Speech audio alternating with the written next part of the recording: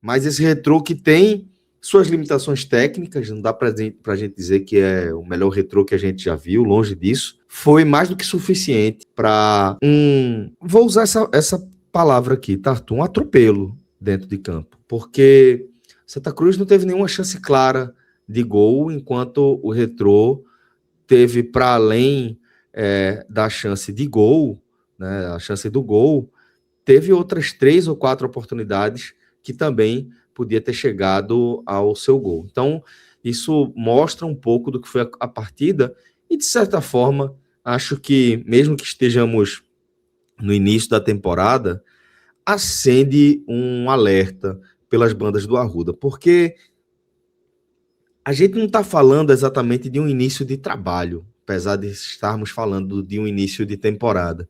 Eu conversava com o Arthur antes de a gente começar o nosso programa aqui para sentir a temperatura, né, para entender o que é que tinha acontecido também, né, com o Santa. Mas o fato é que desde o jogo com o Ferroviário, e foi esse o mote da conversa com o Arthur, o Santa não tem jogado nada, né? Por isso que é uma preocupação, e por isso que, apesar de estarmos falando somente da 4ª partida oficial na temporada, acredito que, sim, é motivo para a gente ter um alerta ligado no Arruda. Arthurzito, estou incorreto, estou impreciso em dizer que tem um alerta ligado e que é importante ter atenção a esse sinal? Boa noite, Celso, todo mundo aqui que está na audiência. Eu acho que o seu relato, Celso, ele está completamente correto, tá? Não tem nada de exagero. Quando a gente fala do atropelo do Retrô, óbvio que pode parecer exagero se você olhar apenas a performance do Retrô. Não foi uma grande performance do Retrô. Exatamente, Eu acho que essa é uma exatamente. análise que se reflete muito mais na a performance baixa do Santa Cruz, a atuação muito ruim do Santa Cruz, do que o Retrô ter tido uma atuação realmente fora de série. Mas realmente é o que a Exatamente. gente viu dentro de campo. É um Santa Cruz que não funcionou, né? Assim, a gente vai entrar mais no detalhe na parte técnica do jogo, mas a gente pode montar aqui uma lista gigantesca de coisas no Santa Cruz que não funcionou e vai ser muito difícil a gente encontrar alguma coisa no Santa Cruz hoje de positivo que possa se agarrar, que funcionou, que realmente deu certo na partida. Uma partida muito, muito pobre do Santa e que mesmo num cenário como a gente comentou até antes do programa e você trouxe aqui para a live, de que não é uma novidade. Para o torcedor do Não é. Santa Cruz, esse tipo de atuação está longe de ser uma novidade. A gente está falando aqui de 22 de janeiro, apenas da 4ª partida da temporada, mas é sempre bom lembrar que esse foi o 28º jogo de Marcelo Cabo. Então, Uhum. quando a gente faz uma análise aqui do trabalho do Santa Cruz, não é uma análise é, intempestiva, uma análise muito assodada da situação, porque a gente está falando apenas da 4ª partida, a gente sabe que existe uma questão de começo de temporada que precisa ser levada em consideração, mas é um trabalho que já tem um certo tempo. E que os Exato. problemas que a gente está vendo agora não são problemas que são oriundos Surgiram apenas de agora. um começo de temporada. Exatamente. A gente está vendo problemas repetidos. A última vez que o Santa Cruz teve uma atuação boa de verdade foi em junho do ano passado. Teve esse jogo contra o Ferroviário, eu até depois fui buscar a lista de jogos, Celso. Você pode citar talvez uma vitória contra o Souza ali dentro de casa no Arruda, mas foi uma vitória que o Santa também nem atuou tão bem, mas se você quiser considerar, foi no dia 15 de junho do ano passado. A gente Isso, está falando de mais de 6 meses, isso. né? E várias partidas no meio do caminho. Por mais que o Santa Cruz tenha obtido êxito na Série D, mas todo mundo viu, todo mundo sabe como o acesso se deu. Né? Dois confrontos de mata-mata ali, 2 etapas da competição indo para os pênaltis, precisando que Rock Kennedy Rock salvasse a Kennedy equipe. aparecendo ali como herói na reta final da temporada, né? Exatamente, e todo mundo viu o roteiro como foi. Um Santa Cruz que não conseguiu se impor contra o Sergipe, que não conseguiu se impor contra o Altos e que também não conseguiu se impor contra o América. O Santa passou contra o América sem precisar dos pênaltis, mas também, assim, no limite. Né? Venceu Isso. dentro de casa com um gol próximo aos acréscimos já e fora de casa conseguiu um gol também 40 minutos do segundo tempo, algo por volta disso. Então, assim, não foi de forma alguma o Santa Cruz que conseguiu se mostrar superior. Eu até digo, Celso, que talvez se a gente tivesse na Série D um regulamento como é na Série C, que é a divisão Sim. que o Santa Cruz vai disputar, talvez o Santa Cruz não conseguisse o acesso. Muito provavelmente não conseguiria.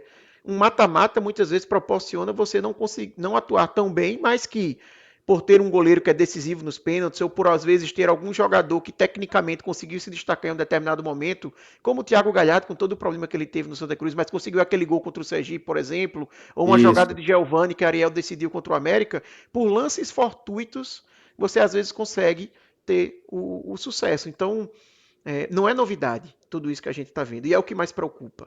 Né? E quando você fala de ligar o alerta, é algo extremamente, eu diria, necessário. Eu Sim. espero, eu acredito, mas mais do que acreditar, eu realmente espero que quem comanda o Santa Cruz hoje, a diretoria, o presidente Bruno Rodrigues, eles tenham noção da temperatura da situação atual do Santa Cruz, porque é apenas a quarta partida da temporada, isso é verdade, mas vale a gente lembrar que é um campeonato de tiro curto. O Santa só tem mais 3 jogos da primeira fase, depois já entra Isso. no mata-mata. E o Isso. Santa precisa chegar pelo menos, na semifinal, para pelo menos garantir uma Copa do Brasil do ano que vem. Né? Assim, eu não estou dizendo que esse é o objetivo principal do Santa Cruz, é um campeonato que a gente falou, já teve programas aqui, que a gente tinha um campeonato mais aberto dos últimos anos, com maior proximidade ali entre as 3 equipes. O Santa Cruz já tem um tempo sem conseguir um título, mas hoje, na verdade, me preocupa o Santa Cruz não conseguir chegar numa semifinal. Né? Pela derrota que teve hoje, pelo cenário que ainda tem enfrentando 2 clássicos, eu acho que o Santa Cruz se colocou numa situação muito complicada de ficar ali no G2. Nos 2 primeiros que já vão direto para a semifinal. A tendência, obviamente que tudo pode acontecer, e o Santa, por ter esses clássicos, tem confrontos diretos, né? Então o Santa, se vencer, ele se posiciona bem. Mas a tendência, pelo que a gente vem vendo do Santa Cruz, não só hoje, mas em todas essas 4 partidas nessa temporada e todas as partidas anteriores, que a gente já falou aqui, que é algo que se complementa, é do Santa acabar ficando ali de terceiro a sexto colocado e ter que jogar as quartas de final. E aí, se ele pega uma quarta de final, por exemplo, contra o Maguari em Bonito, que é uma possibilidade, o Maguari venceu hoje, por exemplo, Venceu o o pior Santa time do consegue? campeonato, né? O time que tá perdendo de todo mundo. Tem um empate só Isso. contra o Jaguar, que é o vice-lanterna. E o Maguari tem uma tabela boa agora, tá, Celso? Acho que vale Uhum. situar isso, porque o Maguari começou enfrentando o Náutico, Santa e Retrô. Então Isso. ele tem agora, dos 3 jogos para Decisão, frente, ele tem o esporte, mas ele ainda tem decisão e Jaguar, né, para Jaguar, enfrentar. exato. Então ele tem jogos ali acessíveis. E eu falo do Maguari, que é uma possibilidade real do Santa acabar enfrentando, por exemplo, um Maguari nas quartas finais em Bonito. É um jogo muito complicado. A gente viu como o Santa Cruz sofreu para conseguir um empate contra o Isso, Maguari, com o Rock Kennedy isso, sendo o herói da partida. Então, isso. eu acho que o alerta ele é extremamente necessário. Eu já trouxe isso no Twitter. Eu acho que vale começar esse programa com essa análise, porque querendo ou não é o tópico principal desse jogo, é a avaliação do trabalho de Marcelo Cabo. E eu acho que já passou do tempo do Santa Cruz pagar pelo acesso, pagar a conta pelo acesso, porque para mim está muito claro que Marcelo Cabo ele hoje é treinador do Santa Cruz porque conseguiu acesso. Porque, Mas infelizmente, você acha que não existe confiança, né? No trabalho de Marcelo no daqui para frente? veja, Celso, internamente eu acredito que há. Mas Certo. em relação à torcida, para mim está Não, a muito claro torcida que já tá faz muito claro, tá tempo claro. que não tinha. Na verdade, desde a campanha da Série D do ano passado, que já não se tinha essa confiança. Eu acho que internamente se tem, mas eu acredito que se não tivesse conseguido o resultado, teria-se uma avaliação. Não acredito que ele teria permanecido. A pressão iria se sobrepor, sabe? O resultado, querendo ou não, ele deu essa O lastro. sustentação, esse lastro para Marcelo Cabo. Quando eu digo que acredito que internamente se tem esse lastro, aí é realmente apenas achismo. Né? Eu queria acreditar que não, e realmente faria mais sentido, porque se eu estou falando que o resultado que acabou mantendo, esse lastro ele não deveria ter tão forte, mas infelizmente eu acho que existe uma confiança grande em Marcelo Cabo. E eu falo isso pelo processo que foi tocado no Santa Cruz. Marcelo Cabo teve participação muito ativa nessa montagem de elenco do Santa Cruz. Sabe? Realmente foi dado um poder para ele nessa participação grande. E normalmente você faz isso com um treinador que você não imagina que com Que 4 vai rodadas vai demitir. sair. Né? Não quer dizer que isso seja impossível, a gente já viu de tudo no futebol, mas eu realmente não tenho muito essa expectativa. Mas eu acho que é algo que o Santa Cruz precisa olhar muito fortemente nesse momento. O alerta é muito grande. E não dá para o Santa Cruz seguir pagando essa conta do acesso, sabe? Porque a gente sabe que existe a questão da gratidão, não deveria existir. A gente viu na Série B aí, por exemplo, que dos 4 que subiram, 2 dos técnicos não permaneceram. Nem Remo Isso, nem Coritiba permaneceram com os técnicos do acesso, por exemplo. isso. Mesmo Remo tendo tido Guto Ferreira, que fez um trabalho perfeito, basicamente, no Remo. Né? Pegou uma reta Exato, final ali e um exato. aproveitamento gigantesco. Mas mesmo assim foi feita uma avaliação que não era o técnico que o Remo queria para a Série A. Então eu acho que o Santa tem que fazer essa avaliação. Porque do jeito que o Santa Cruz está jogando hoje, Celso, eu não tenho dúvidas que o futebol de hoje do Santa Cruz, se a gente projeta isso para a Série C, é futebol de time que vai brigar para não cair. Hoje, esse futebol que o Santa Cruz demonstra dentro de campo é isso. Aí muita gente vai dizer, ó, o time vai mudar muito para a Série C, não quer dizer que é esse mesmo time. Concordo. Mas esse time também mudou muito com comparação com o time da Série D. Se você olhar aqui em jogadores, olhar do elenco, você vai ter que do time titular mudou metade dos jogadores, né? São novas contratações. E o futebol não mudou muita coisa. Porque tem um ponto em comum, que é o técnico, que é Marcelo Cabo. Então, é muito importante que seja feita essa avaliação. Se você não quiser fazer essa projeção para a Série C porque está distante, você faz a projeção pensando no Pernambucano e na vaga da Copa do Brasil no ano que vem, que é algo super importante. O Santa Cruz sofreu na pele anos fora da Copa do Brasil pelo aspecto financeiro, pelo tanto que caiu no ranking. Então Pesa o Santa muito, pô. não pode menosprezar ficar de fora de uma competição como essa. E eu não acredito de forma alguma que é ser alarmista falar do risco que o Santa Cruz está passando, porque não é só esse jogo. Se fosse só esse jogo, aí eu diria que sim. É um alarme muito alto aqui, sem necessidade. É normal você oscilar no começo de temporada, mas na verdade o que a gente está vendo é que o Santa Cruz não está oscilando. O Santa Cruz está sendo regular num nível de atuação muito baixo. Mas eu ainda, mesmo assim, Celso, ia dizer que hoje, mesmo nesse nível baixo que o Santa Cruz vem tendo, e aí eu fecho essa abertura, que eu acho que era um ponto que eu tinha trazido lá no começo do meu comentário, mesmo com o torcedor do Santa Cruz meio que habituado, não sei se habituado é a palavra certa, mas infelizmente não sendo novidade atuações como essa, mas uma atuação como a de hoje talvez tenha sido uma novidade, porque foi muito baixo o nível. Sabe, o Santa Cruz basicamente não fez o goleiro do Retrô trabalhar. Foi um time Mesmo tendo sido inofensivo. Exato, exatamente. Mesmo tendo sido um goleiro que levou aquele gol que a gente viu há pouco tempo no jogo contra o Sport, sub-20, né? Que teve aquele gol do meio da área, um goleiro que não passa confiança, e o Santa Cruz nem testou esse goleiro. O Santa Cruz não teve uma finalização a gol, basicamente. A gente estava até discutindo sobre o scout, né? Que eu tinha a impressão que não tinha tido nenhuma finalização a gol. A gente viu em um dos aplicativos, um dos sites, que teve 2 finalizações, mas assim, eu nem lembro que finalizações foram essas, para ser sincero. É, Talvez um é. lance de Quirino ali quase saindo da área, que ele tenta a finalização e a bola vai para fora, mas assim, não sei nem se dá para considerar que é uma finalização a gol, aquela tentativa. No final do dia foi um Santa Cruz inofensivo, como você falou, e o resultado saiu até barato, essa vitória por 1-0 do Retrô. Você acha que em algum nível Marcelo Cabo está balançando no cargo? Porque a situação da insatisfação da torcida, da falta de confiança, você já trouxe que ele não tem esse lastro com a torcida, né? No entanto, você trouxe esse cenário de que realmente a direção do Santa, uma vez que faz essa construção do novo elenco baseado nas indicações de Marcelo Cabo, você presume que, de fato, a direção, como você falou, não está planejando tirar o treinador tão precocemente na temporada. Esses 4 primeiros jogos, você acha que pode ter mexido um pouco nessa estabilidade de Marcelo Cabo a partir da conquista do acesso junto à direção? Celso, como eu até falei antes, né? Eu tenho a impressão de que ele goza ainda de uma certa confiança. Não tenho Certo. dúvidas que esse começo ruim do Santa Cruz e a atuação de hoje como um expoente desse começo ruim pesa e muda um pouco a percepção sobre o trabalho. Se é o suficiente para a gente falar aqui, por exemplo, de que uma derrota contra o Náutico, porventura, no final de semana acontecendo, ele Isso. seria Tem esses demitido? dois clássicos agora aí. Exato. Eu acho que assim, o ponto que está hoje, a pergunta que está no ar, que está todo mundo pensando é, se perder do Náutico ele vai cair, eu não consigo cravar essa informação. Sabe? Tá, Eu, assim, falando tá. aqui apenas a título de achismo meu mesmo, eu não consigo. Eu acho que se fossem outros momentos do Santa Cruz, seria mais fácil a gente ter essa percepção. Mas alguns pontos me deixam nessa dúvida. E os pontos não são obrigatoriamente ligados especificamente a Marcelo Cabo. Quais são esses pontos? Primeiro, Bruno Rodrigues é um presidente que ele é, assim, pelo perfil dele, ele não demitiu ainda, por exemplo, nenhum treinador, basicamente. Teve apenas uma demissão que o Santa Cruz fez de Itamachule na transição ali do Pernambucano para a Série D. Então dá até para você dizer que não foi uma demissão,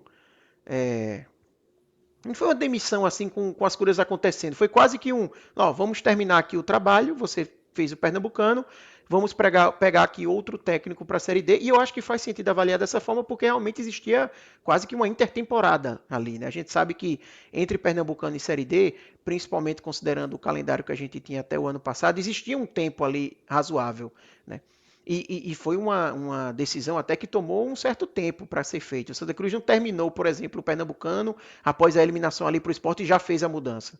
O Santa chegou a passar algumas semanas. O trabalho de intertemporada ele começou e aí sim se teve a mudança. Então esse é um primeiro ponto. O perfil de Bruno Rodrigues ele não indica mudanças de técnico assim rápidas.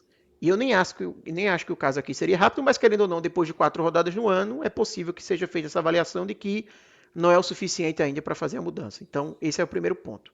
O segundo ponto, que para mim é o mais importante, é que é muito difícil a gente fazer uma leitura de como é uma avaliação interna hoje do Santa Cruz dentro do seu departamento de futebol, porque, querendo ou não, o Santa Cruz vive hoje uma gestão mista. O Santa Cruz vive hoje uma gestão que envolve a associação, que no final do dia é quem está tocando o clube até segunda ordem, porque o Santa Cruz ainda não efetivamente virou SAF. Mas não adianta a gente fingir que não existe uma grande influência da SAF em tudo o que acontece hoje no futebol do Santa Cruz. Tanto que, por exemplo, o Santa Cruz tem hoje como CEO, e é um cara que participa do futebol e dessa tomada de decisão, que é Pedro Henriques, que foi contratado pela SAF. Foi a SAF que fez a contratação dele e trouxe ele para participar dentro do Santa Cruz. Então é óbvio que a tomada de decisão a respeito de uma saída ou não de Marcelo Cabo envolve tanto a parte do Santa Cruz Associação, envolve o presidente Bruno Rodrigues e os diretores estatutários, pessoas mais ligadas a ele na gestão, como também a parte da SAF, os investidores, Pedro Henriques, que é o CEO, embora esteja ligado também com Santa Cruz atualmente, porque está trabalhando lá, mas que tem essa ligação com a SAF, então fica difícil você fazer uma análise quando você tem tantos agentes envolvidos ali. Fica difícil você saber realmente qual é a avaliação, qual o lado que realmente dá mais força a Marcelo Cabo. É o lado da SAF, já que Marcelo Cabo, ao que tudo indica, foi um treinador que veio pela SAF. Inclusive, esse momento de mudança de Itamar para o Marcelo Cabo, naquela época veio essa imagem, né, de que, da mesma forma que o Santa Cruz estava trazendo jogadores como Felipe Alves, Thiago Galhardo, que eram caras que estavam vindo pela SAF, que Marcelo Cabo também era um técnico que vinha com esse desejo da SAF de mudar o comando. É esse lado ou é o lado do Santa Cruz, a associação de fato que dá essa proteção? Eu não tenho essa informação e eu acho que a partir do momento que você tem tantas possibilidades diferentes, fica difícil você realmente ter um prognóstico claro.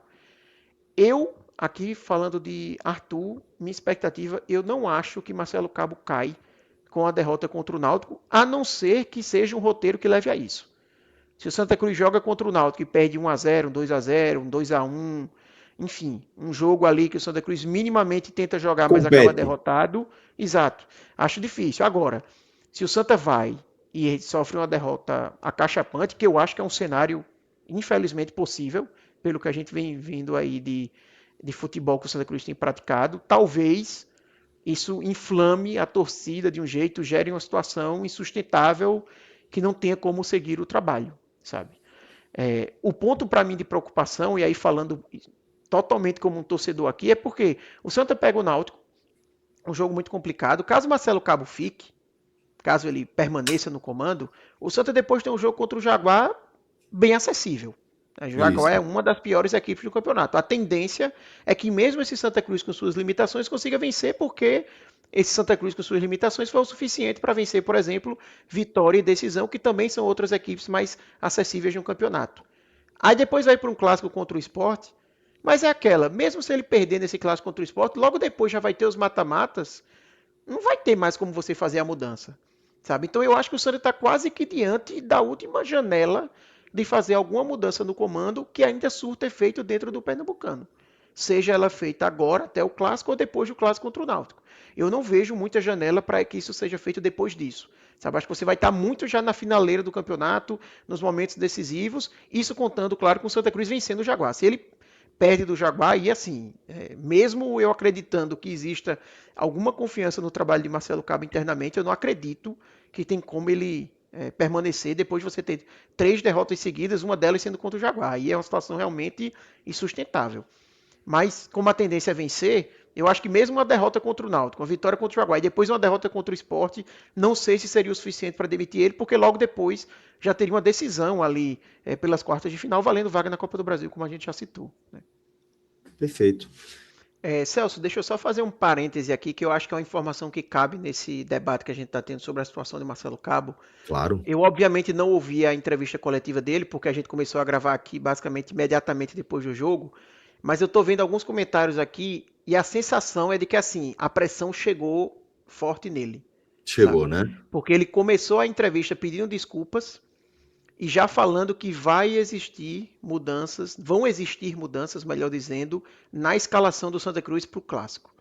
Então, assim, para mim já é um demonstrativo quando você tem já, já de cara, assim, informando que vão existir mudanças, é que tá claro que existe a pressão. A situação do Santa Cruz hoje indica isso, a insatisfação do torcedor é muito grande, e a gente viu durante os 90 minutos, os jogadores sendo vaiados, a equipe saiu de campo muito vaiada, então eu acho que esse é um demonstrativo importante para a gente pontuar aqui de que Ótimo termômetro.